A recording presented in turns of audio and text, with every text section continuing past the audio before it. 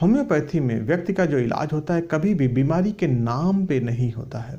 व्यक्ति का इलाज हमेशा उसके लक्षणों के अनुसार होता है।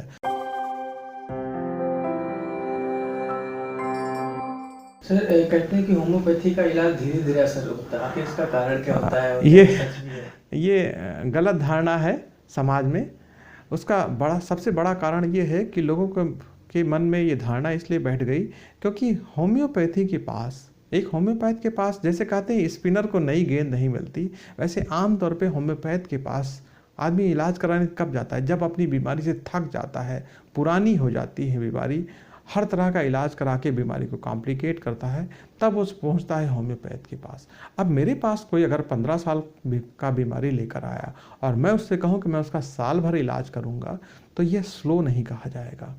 हाँ, अगर फीवर का पेशेंट है और मैं उससे कहूं कि मैं आपका साल भर इलाज करूंगा, तो ये स्लो कहलाएगा। होम्योपैथी में व्यक्ति का जो इलाज होता है कभी भी बीमारी के नाम पे नहीं होता है।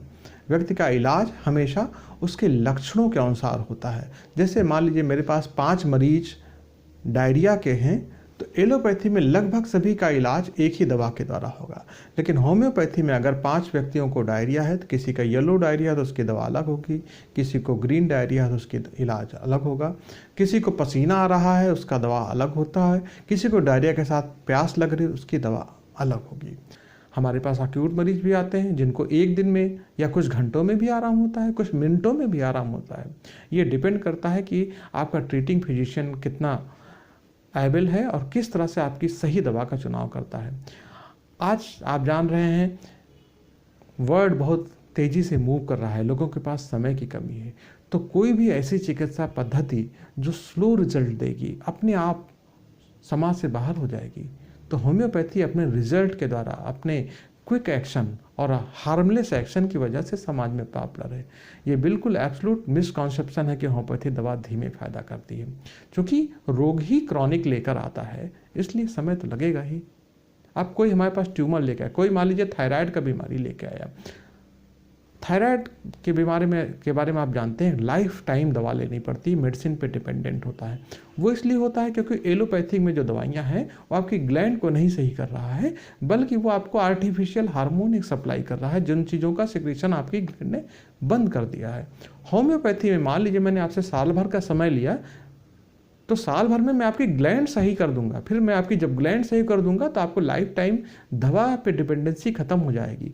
तो कौन सा स्लो हुआ? जो लाइफ टाइम दवा आपको लेना था वो ज़्यादा प्रोलॉन्ग है कि जो मैं आपको साल भर का इलाज बता रहा हूँ जिससे आप ठीक हो सकते हैं? देखिए, हर डॉक्टर की अपनी एक लिमिटेशन होती है। अगर ब्रेन हेमरेज हुआ है, अगर वो बहुत बड़ा क्लॉट है जहाँ पर ब्रेन के अंदर हेमरेज हुआ, तो उसको स्पेस ऑक्यूपाइंग लीजन करते हैं। अगर माइन्यूट क्लॉट है, छोटा क्लॉट है, तब तो उसको हम दवाओं से ठीक कर देते हैं। लेकिन अगर बहुत लार्ज क्लॉट है जो ब्रेन के टिश्यू को कंप्रेस कर रहा है, तो वहाँ पे सर्जरी की ज़रूरत पड़ेगी। वहाँ पे हमको सर्जरी के द्वारा उसको क्लॉट को सक करना पड़ेगा, आर्टरी जो है उसकी पोजीशन चेक करनी पड़ेगी। तो होम्योपैथी से तो इन सब चीज़ों का इलाज संभव ही है।